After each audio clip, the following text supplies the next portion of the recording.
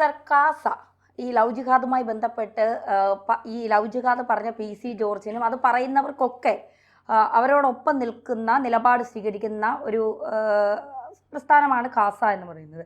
കാസ RSSന്റെ മുഖമെന്നാണ് MV Govindan മാഷിന്റെ പുതിയ കണ്ടുപിടുത്തം. ഈ കണ്ടുപിടുത്തം ഭയങ്കര സംഭവമാണല്ലോ എന്ന് പറയുകയാണ് കോൺഗ്രസിന്റെ നേതാവായ ജിൻഡോ ജോൺ. ജിൻഡോ ജോൺ ഒരുപാട് ഈ 11 കാര്യങ്ങൾ ചൂണ്ടിക്കാണിച്ചുകൊണ്ടാണ് ഗോവിന്ദൻ മാസ്റ്ററുടെ ചോദ്യങ്ങൾ ചോദിക്കുന്നത്. കാരണഭൂതൻ്റെ കയ്യിലിരിക്കുന്ന ആഭ്യന്തര വകുപ്പിനോട് പറഞ്ഞുകൂടെ ഇത് RSSന്റെ മറ്റൊരു മുഖമാണെന്ന് എന്നൊക്കെ ചോദിച്ചുകൊണ്ട് വളരെ ഹാസ്യരൂപേണ, എന്നാൽ RSSനെ നല്ല രീതിയിൽ CPM സംഘ കൂട്ടുകെട്ട് നല്ല രീതിയിൽ ഉണ്ട് എന്ന് പറയുകയും ചെയ്യുന്നുണ്ട്. ഈ ലവ് ജിഹാദിനെ കുറിച്ച് പറയുമ്പോഴും BJPക്ക് അനുകൂലമായി ഏതെങ്കിലും ഒരു സംഘടന മുന്നോട്ട് വന്നാലും അവരൊക്കെ RSSന്റെ മുഖമാണ്, അല്ലെങ്കിൽ അവർക്കൊക്കെ BJPയുടെ മുഖമാണ് എന്നൊക്കെ ഈ പറയുന്നവരോട് എന്താണ് പറയാനുള്ളത്? അത് ഈ സ്വതവേ ഒരു RSS ഭയമുണ്ട് പലരെ സംബന്ധിച്ച്. അതെല്ലാ ഭീരുക്കൾക്കുള്ളതാണ്. അത് ഗോവിന്ദ മാഷുണ്ടെന്ന് മാത്രം വിചാരിച്ചാൽ മതി. കാരണം ഈ ഗോവിന്ദ മാഷ് എനിക്കൊണ്ട് സാധാരണ ഇതിൽ പേടിച്ച് രാത്രി എഴുന്നേൽക്കുന്ന RSS എന്ന് കേൾക്കുമ്പോഴാണ് എൻ്റെ ധാരണ. കാരണം ഗോവിന്ദ മാഷിന് RSS എന്താണെന്നുള്ളതിൽ തിരിച്ചറിഞ്ഞുകൂടാ. ഗോവിന്ദ മാഷ് എത്ര താത്വികനാണെന്നൊക്കെ പറഞ്ഞാലും എനിക്ക് ഗോവിന്ദ മാഷ് താത്വികനാണെന്നുള്ള അഭിപ്രായം എന്നെ സംബന്ധിച്ചില്ല. ഒരു സാമാന്യ വിദ്യാഭ്യാസമുള്ള എത്ര ഡിഗ്രി ഉണ്ടെന്ന് തന്നെ ഉറപ്പില്ല, അത്രയും സാധാരണ വിദ്യാഭ്യാസമുള്ള ആളാണ് ഗോവിന്ദ മാഷ്. ഈ ഗോവിന്ദ മാഷ് ബുദ്ധിമാനാണൊക്കെയാണെന്നുണ്ടെങ്കിൽ നിങ്ങൾ ഈ അപ്പക്കച്ചവടമൊക്കെ പറയുക. പുള്ളി പാലക്കാട് നിന്ന് ട്രെയിനിൽ അപ്പം കൊണ്ടുപോയിട്ട് തിരുവനന്തപുരത്ത് കൊണ്ട് കച്ചവടം നടത്താൻ പോകുന്ന അത്രയും സാമാന്യത്തിൽ താഴെയുള്ള ബുദ്ധിയുള്ള ആളാണ് ഗോവിന്ദ മാഷ്. ആ ഗോവിന്ദ മാഷിൻ്റെ വായിൽ നിന്ന് വന്നൊരു വാക്ക് എന്നുള്ളതിൻ്റെ അപ്പുറത്ത് ഇതിനൊരു പ്രാധാന്യം ഞാൻ ഇതിനകത്ത് കൽപ്പിക്കുന്നില്ല. കാസ പോലെ ഒരു സംഘടനയ്ക്കകത്ത് RSS ആയിട്ട് അതിനെന്താ തെറ്റെന്താ ഉള്ളത്? RSS പറയുന്നതിനകത്ത് ഞാൻ ഗോവിന്ദ മാഷിനെ വെല്ലുവിളിച്ച് സംസാരിക്കാം. സത്യസന്ധമായിട്ട് RSS പറയുന്ന ഏതെങ്കിലും വാദമുഖം തെറ്റാണെന്ന് ഗോവിന്ദ മാഷ് തെളിയിച്ചാൽ എന്നെപ്പോലെ ഒരു പൊതുപ്രവർത്തനം അവസാനിപ്പിക്കും. അത്രയും സത്യസന്ധമായിട്ടാണ് RSSൻ്റെ സമീപനം. മറിച്ച് ഗോവിന്ദ മാഷിൻ്റെ പ്രസ്ഥാനത്തെക്കുറിച്ച് എൻ്റെ 100 കാര്യമാണ് തെളിവുണ്ട്. ഗോവിന്ദ മാഷ് നടത്തുന്ന പ്രസ്ഥാനത്തിൻ്റെ അകത്ത് സത്യവിരുദ്ധമായിട്ടുള്ള കാര്യങ്ങൾ ചെയ്തതിന് നിരവധി തെളിവുണ്ട്. ഇപ്പോൾ കുട്ടികളെ കൊണ്ടിട്ട് കൊല്ലിക്കുക, അത് ഗോവിന്ദ മാഷിൻ്റെ പ്രസ്ഥാനത്തിന് പണിയല്ലേ? നിങ്ങൾ അഭിമന്യുവിൻ്റെ കാര്യത്തിൽ എന്താ ഉത്തരം പറയാൻ ഗോവിന്ദ മാഷ് എന്താ ഉള്ളത്? അഭിമന്യു എന്ന് പറയുന്നത് ചെറുപ്പക്കാരനായിട്ടുള്ള വട്ടവടയിൽ താമസിക്കുന്ന 20 വയസ്സിൽ താഴെ പ്രായമുള്ള ചെറുപ്പക്കാരന് രാത്രിയോടടുക്കുന്ന സമയത്ത് വിളിച്ചു വരുത്തിയിട്ട് പച്ചക്കറി വാഹനത്തിൽ കൊണ്ടുവന്ന് എറണാകുളത്ത് കൊണ്ടുവന്നിട്ട് മഹാരാജാസ് കൊണ്ടുവന്നിട്ട് ആ കോളേജിൻ്റെ തിരുമുറ്റത്തിട്ട് കൊണ്ടുപോയിട്ട് ആ ചെറുപ്പക്കാരനെ വധിക്കാൻ നിന്നു കൊടുത്ത ആരാണ്? ഈ പറയുന്ന പ്രസ്ഥാനമല്ലേ? കമ്മ്യൂണിസ്റ്റ് പാർട്ടിയല്ലേ? MV ഗോവിന്ദ മാഷിൻ്റെ പ്രസ്ഥാനമല്ലേ? ഇങ്ങനെ എവിടെയാണ് RSS ചെയ്തിട്ടുള്ള? എവിടെയാണ്? RSS സത്യസന്ധമായിട്ട് കാര്യങ്ങൾ പറയുന്നു, അതിനെ നിർഭയമായിട്ട് കാര്യങ്ങൾ അവതരിപ്പിക്കുന്നു. അതിനകത്തെന്താ തെറ്റുള്ളത്? ഇതിനകത്ത് ഗോവിന്ദ മാഷിന് ഭയമാണ്. പക്ഷേ ഇന്ത്യൻ ജനതയ്ക്ക് വിശ്വാസം RSSനെയാണ്, കേരള ജനതയ്ക്ക് വിശ്വാസം RSSനെയാണ്. ഗോവിന്ദ മാഷിനെ അല്ലല്ലോ വിശ്വാസം. കാരണം ഗോവിന്ദ മാഷിൻ്റെ പാർട്ടി 1950കളിൽ ഇന്ത്യയിലെ പ്രതിപക്ഷ നേതാവ് അന്ന് AK ഗോപാലനാണ്. AKG ആയിരുന്നു. 15 പേരുണ്ടായിരുന്നുള്ളെങ്കിലും അദ്ദേഹം ഇന്ത്യയിലെ പ്രതിപക്ഷ നേതാവായിരുന്നു, ഏറ്റവും വലിയ പാർട്ടിയുടെ നേതാവായിരുന്നു. ഇന്നിപ്പോൾ എന്താ അവസ്ഥ? ഇന്ന് പാവപ്പെട്ട ചുവന്ന കൊടി കാണണമെങ്കിൽ ഏതെങ്കിലും റെയിൽവേ സ്റ്റേഷനിൽ പോകണം. ഇവർ 2-3 സംസ്ഥാനങ്ങൾ ഭരിച്ചല്ലോ. ബംഗാൾ ഭരിച്ചു, ത്രിപുര ഭരിച്ചു, കേരളം ഭരിച്ചു, മറ്റു പല പ്രസ്ഥാനങ്ങളും പ്രധാനപ്പെട്ട പാർട്ടിയായിട്ട് വന്നു. 1967 ഉത്തർപ്രദേശിൽ മന്ത്രിസഭയിൽ അവർ അംഗമായിരുന്നു കമ്മ്യൂണിസ്റ്റ് പാർട്ടി. ബീഹാറിൽ അവർ കമ്മ്യൂണിസ്റ്റ് പാർട്ടി മന്ത്രിസഭയിലുണ്ടായിരുന്നു. ഏറ്റവും വലിയ ട്രേഡ് യൂണിയനായിരുന്നു 1940കളിലും 50കളിലും 60കളിലും 70കളിലും ബോംബെയിലുണ്ടായിരുന്നത്. ഇന്നിപ്പോൾ അവസ്ഥ എന്താ? ഇന്ന് ഈ സാധനം ഇല്ലുണ്ടായില്ലേ?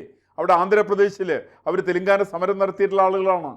ഇങ്ങനെ ഇന്ത്യയിലുള്ള എല്ലാ പ്രമുഖ സംസ്ഥാനങ്ങളും വലിയ സ്വാധീനമുണ്ടായിരുന്ന കമ്മ്യൂണിസ്റ്റ് പാർട്ടി മറ്റേ ഓട്ടക്കലം പോലെ ആയിട്ടുണ്ടെങ്കിൽ അതിൻ്റെ പിന്നിൽ കാരണം ഗോവിന്ദന്മാരാണ്. ഈ തരംപ്പെടുത്തപ്പെട്ട ഗോവിന്ദന്മാർ പറയുന്ന വിവരക്കേടുകളുണ്ടാണ് പ്രസ്ഥാനികനായിട്ടുള്ളത്. അപ്പോൾ കാസ ഇപ്പോൾ പറയുന്ന പ്രശ്നം എന്താണത്? എന്താണ് കാസ പറയുന്നതിൽ തെറ്റെന്നുള്ള വിവരം ഒന്ന് ഗോവിന്ദ മാഷി വെളിപ്പെടുത്തേണ്ടതാണ്. അത് ഞാൻ ഈ പറയുന്ന മറ്റേ അദ്ദേഹം കോൺഗ്രസിൻ്റെ നേതാവ് പറയുന്ന പോലെയല്ല ഞാൻ പറയുന്നത്. കോൺഗ്രസിൻ്റെ നേതാവ് 11 ചോദ്യങ്ങൾ ചോദിക്കുന്നത് അത് RSSനെ മോശക്കാരാക്കാൻ വേണ്ടിയിട്ടാണ്. അങ്ങനെ കോൺഗ്രസും RSSുമായിട്ട് താരതമ്യപ്പെടുത്തിയാൽ എനിക്ക് ഒരു സംശയമില്ല, ഏറ്റവും ബെറ്റർ RSS ആണ്. കാരണം കോൺഗ്രസ് എന്ന് പറയുന്നാൽ ഫാസിസ്റ്റ് സംഘടനയാണ്. കോൺഗ്രസിൽ ഇലക്ഷൻ ഉണ്ടോ? അതിന് പാർട്ടിയുടെ പ്രസിഡന്റ് ആരാ? ഇന്ദിരാ കുടുംബത്തിൽപ്പെട്ട ആൾ. ഇന്ദിരാ കുടുംബത്തിൽപ്പെട്ട അല്ലാത്തവരാരെങ്കിലും ആയിട്ടുണ്ടോ? ഇന്ദിരാഗാന്ധി ഭരിക്കുന്ന സമയത്താണ് 1975 തുടങ്ങിയിട്ട് 21 മാസക്കാലം 1,75,000 പേരെയാണ് ആവറേജ് പ്രായം 21 വയസ്സ് ചെറുപ്പക്കാരെയാണ് പിടിച്ച് ജയിലിട്ട് ഇന്ത്യ ഒട്ടാകെ. അങ്ങനെ ഒരു ഫാസിസ്റ്റ് അല്ലേ ഇന്ദിരാഗാന്ധി? ഇന്ദിരാഗാന്ധി ഫാസിസ്റ്റ് ആയിരുന്നു, ഒരു സംശയം സംബന്ധിച്ചില്ല. കോൺഗ്രസ് നേതാവ് എന്ന് പറയട്ടെ, ഏതെങ്കിലും കോൺഗ്രസ് നേതാവ് ധൈര്യമുണ്ടെങ്കിൽ പറയട്ടെ, അത്തരം ഒരു ഫാസിസ്റ്റിനെ വേറെ കണ്ടിട്ടുണ്ടോ? അതുപോലെ തന്നെ കേരളത്തിൽ എന്തായിരുന്നു? കേരളത്തിൽ 21 മാസക്കാലം കൊണ്ട് 7500 പേരാണ് ജയിലിലാക്കിയത്. ഈ ഫാസിസ്റ്റ് സർക്കാരുകളാണ്. ഇത് എത്ര നിരവധി ആളുകളാണ് ഇവർ കൊലപ്പെടുത്തി കളഞ്ഞത്, രാജനടക്കമുള്ള ആളുകളെ. അങ്ങനെ ചെയ്തിട്ടുള്ള പാരമ്പര്യമൊന്നും RSSൻ്റെ പാരമ്പര്യം അങ്ങനെയൊന്നുമില്ല. RSS സത്യസന്ധമായിട്ട് പറയും. അതുകൊണ്ടാണ് പറഞ്ഞത് അയോധ്യയിൽ രാമക്ഷേത്രം, അത് രാമക്ഷേത്രം പണിയുക തന്നെ ചെയ്യും എന്ന് പറഞ്ഞിട്ടുള്ള RSS ആണ്. അതേപോലെ തന്നെ RSSൻ്റെ സർസംഘാലകന് പറയാനുള്ള മറ്റു ചങ്കൂറ്റുണ്ടായല്ലോ, എല്ലാ കല്ലിൻ്റെ പിന്നിൽ നിങ്ങൾ തപ്പി നോക്കണ്ട, അവിടെ വിഗ്രഹം ഉണ്ടോ എന്നുള്ളത്.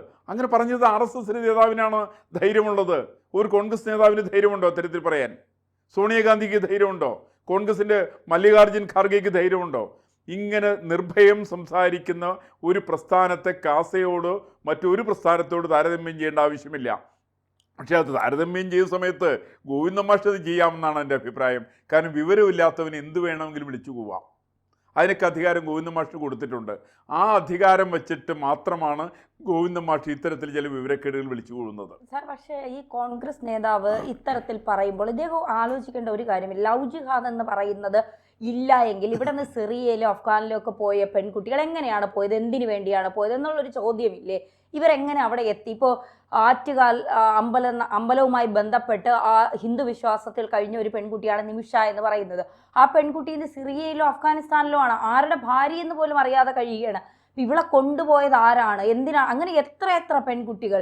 ഈ ലവ് ജിഹാദ് എന്ന് പറയുന്ന ഒരു സാധനം ഇല്ല എന്ന് വാദിക്കുന്നവരോടുകൂടിയാണ് ചോദിക്കുന്നത്.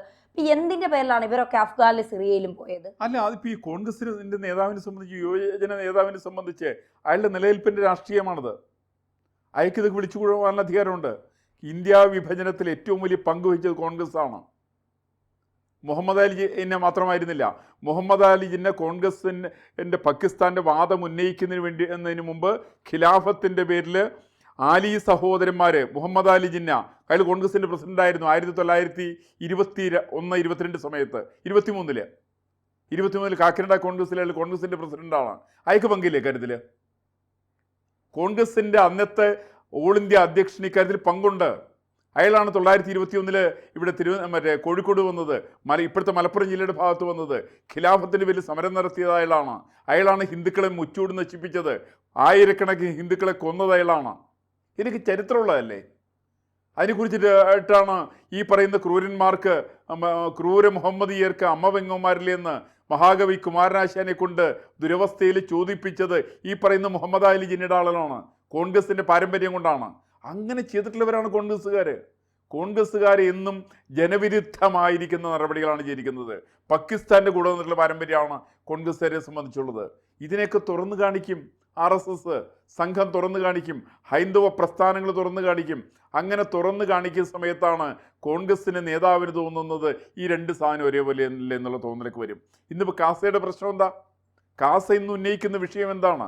മുനമ്പത്തടക്കമുള്ള അവരുടെ പാവപ്പെട്ട സഹോദരന്മാരായിരിക്കുന്ന 600 ചിലാൻ വരുന്ന കുടുംബങ്ങൾ, അവരെ കുടിയൊഴിപ്പിക്കാൻ പോവാണ് കോൺഗ്രസ്സുകാരും കമ്മ്യൂണിസ്റ്റുകാരും കൂടി ചേർന്നുകൊണ്ട്. കേരളത്തിൻ്റെ നിയമസഭയിലെ ഒരു പ്രമേയം പാസ്സാക്കി വഖഫിന് വേണ്ടിയിട്ട്, വഖഫിൻ്റെ ട്രൈബ്യൂണലിന് വേണ്ടിയിട്ട്, വഖഫിൻ്റെ നിയമത്തിന് വേണ്ടിയിട്ട് ഒരു നിയമം പാസ്സാക്കി. ആ കുടുംബക്കാർ അവർ എവിടെ പോകണവർ? അവർ റോട്ടിലിറങ്ങിപ്പോണോ? ഇത് അവർ പറയുന്ന സമയത്ത് അവർ ഒഴിയണമെന്ന് പറയാനായിട്ടുള്ള ചങ്കുറ്റ് എങ്ങനെ കോൺഗ്രസ്സുകാരുണ്ടായത് എനിക്ക് മനസ്സിലാവുന്നില്ല. എറണാകുളത്തെ MP കോൺഗ്രസ്സുകാരനാണല്ലോ, അതേപോലെ തന്നെ വൈപ്പിലെ MLA CPM കാരനാണല്ലോ. ഇവർക്ക് എന്തെങ്കിലും ഇവർ ഒഴിഞ്ഞു പോകണമെന്നാണോ പറയുന്നത്? അവരെവിടേക്കാണ് അവർ പോകേണ്ടത്? അവർ ഒഴിഞ്ഞു പോകരില്ല. അവർക്ക് പിന്തുണ കൊടുക്കുന്നെന്ന് കാസ പറഞ്ഞിട്ടുണ്ടെങ്കിൽ അതിനകത്ത് എന്താ തെറ്റുള്ളത്? അതിന് RSS പറയും അതിനെന്താ തെറ്റുള്ളത്? അവിടുത്തെ സാധാരണ ക്രിസ്ത്യാനികളായിരിക്കുന്ന ആളുകൾ, വളരെ പാവപ്പെട്ട ആളുകൾ, 4 സെൻറ്റും 3 സെൻറ്റും 5 സെൻറ്റും ഭൂമിയുള്ള ആളുകളെ റോട്ടിലേക്ക് അവർ പണം കൊടുത്ത് വാങ്ങിച്ച ഭൂമിയിൽ നിന്ന് അവർ റോട്ടിലേക്ക് ഇറക്കി വിട്ടാൽ അതിനാർക്ക് അംഗീകരിക്കാൻ പറ്റുക? അതിനംഗീകരിക്കാൻ കോൺഗ്രസിൻ്റെ നേതാവിന് സാധിക്കും, അതിനംഗീകരിക്കാൻ ഗോവിന്ദ മാഷിന് സാധിക്കും. അല്ലാതെ കണ്ട് ഇവിടുത്തെ മനുഷ്യത്വമുള്ള ഒരു രാഷ്ട്രീയ പ്രവർത്തകന്, ഒരു പൊതുപ്രവർത്തകന്, ഒരു സാമൂഹ്യ പ്രവർത്തകന് ഇത് അംഗീകരിക്കാൻ വേണ്ടി സാധ്യമല്ല. അതിനെ എതിർക്കുക തന്നെ ചെയ്യേണ്ടി വരും. കാരണം സാധാരണക്കാരൻ പണം കൊടുത്ത് വാങ്ങിക്കുന്ന ഭൂമിയിൽ അവന് താമസിക്കണം. അത് വഖഫിൻ്റെ ഭൂമിയല്ല. ഇവിടെ ലവ് ജിഹാദ് ഉണ്ടോ? ലവ് ജിഹാദ് ഉണ്ടപ്പാ, ഇല്ലെന്ന് ഇവരെന്താ തെളിവ് പറയുന്നത്? തെളിവുണ്ടല്ലോ, എത്ര ലവ് ജിഹാദ് ഉള്ളതിന് നമുക്ക് തെളിവുണ്ടല്ലോ. ഇവരെന്താ ഇല്ലയെന്ന് പറയുന്നത്? എങ്ങനെയാണ് തിരുവനന്തപുരത്ത് നേരത്തെ ധന്യ സംസാരിച്ച പോലെ നിമിഷയുടെ പ്രശ്നം എന്താണത്? ആ പെൺകുട്ടി എവിടെയാണ്? അവളിപ്പോൾ എവിടെയാണ്? അഫ്ഗാനിസ്ഥാനിൽ ജയിലിലാണ്. കല്യാണം കഴിച്ച ആളവിടെ, ആദ്യം പ്രേമിച്ച ആളവിടെ, പ്രേമം കഴിച്ച ആൾ അവിടെ തിരുവനന്തപുരത്ത് തെക്കുവടക്ക് നടക്കുകയാണ്, വളരെ മഹാമാന്യനായിക്കൊണ്ട്. പ്രേമിച്ച് രണ്ടാമത് കല്യാണം കഴിച്ച ആളെയാണ് അവിടെ അഫ്ഗാനിസ്ഥാനിലേക്ക് കൊണ്ടുപോയത്, അയാളാണ് മരിച്ചുപോയത്. ഈ തെളിവാണല്ലോ.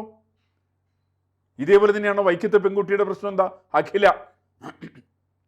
ഈ പറയുന്ന പെൺകുട്ടികളെയൊക്കെ കൊണ്ടുവന്നതിന് കൃത്യമായിട്ട് രേഖകളുണ്ടല്ലോ. ആർഷവിദ്യാ സമാജത്തിൽ പോയിട്ടുള്ള 3000-ൽ പരം കുട്ടികളുടെ തെളിവുകളുണ്ടല്ലോ. ഈ തെളിവിന് ഇപ്പോൾ കോൺഗ്രസിൻ്റെ നേതാവിന് വേണോ? ലവ് ജിഹാദിൻ്റെ കണക്കിൻ്റെ തെളിവുകൾ നിങ്ങൾ ചില മാധ്യമങ്ങളുടെ കൂട്ട് ഈ ഇത്തരത്തിലും കണക്കുകൾ ചോദിച്ചിട്ടുണ്ടെങ്കിൽ കേരളത്തിലെ ജനങ്ങൾ കോൺഗ്രസ്സുകാരെ ചവിട്ടി പുറത്താക്കും. കാരണം നിങ്ങൾ വാദിക്കുന്നത് തീവ്രവാദികൾക്ക് വേണ്ടിയിട്ടാണ്, ഇസ്ലാമിക തീവ്രവാദികളുടെ പിൻപറ്റിക്കൊണ്ടാണ് നിങ്ങൾ സംസാരിച്ചുകൊണ്ടിരിക്കുന്നത്. അതൊരിക്കലും ഭാരതത്തിലെ കേരളത്തിലെ ഭൂരിപക്ഷ ജനവിഭാഗത്തിൻ്റെ, ക്രൈസ്തവരടക്കമുള്ള ജനവിഭാഗത്തിൻ്റെ താല്പര്യങ്ങളെ ഹനിക്കുന്ന രീതിയിലാണ് നിങ്ങളുടെ പ്രവർത്തനം. അതിന് ഒരു കാരണവശാലും അംഗീകരിക്കാൻ വേണ്ടി സാധ്യമല്ല. അതിന് ശക്തമായിട്ട് നേരിടുക തന്നെ ചെയ്യും കേരളത്തിലെ ജനങ്ങൾ. അത് നമ്മളെ അനുഭവങ്ങൾ ഇഷ്ടം പോലെയാണ് കോൺഗ്രസിനെ സംബന്ധിച്ച്. കോൺഗ്രസ് 2 വട്ടം പുറത്തിരുന്നില്ലേപ്പാ. എന്താ 2 വട്ടം പുറത്തിരിക്കാനുള്ള കാരണം എന്താ? കോൺഗ്രസിൻ്റെ കയ്യിലിരിപ്പാണ്, നേതാക്കന്മാരുടെ കയ്യിലിരിപ്പാണ്. അധികാരക്കൊതി മാത്രമൊന്നും അല്ല. അവർ ഹിന്ദു വിരുദ്ധമായിട്ടുള്ള രീതിയിലാണ് അവർ നേതാക്കന്മാർക്ക് സംസാരിക്കുന്നത്. തീവ്രവാദ പ്രസ്ഥാനങ്ങളുടെ ചട്ടുകങ്ങളായിട്ടാണ് സംസാരിച്ചുകൊണ്ടിരിക്കുന്നത്. ഇതിനംഗീകരിക്കാനോട് ആർക്കാ പറ്റുക?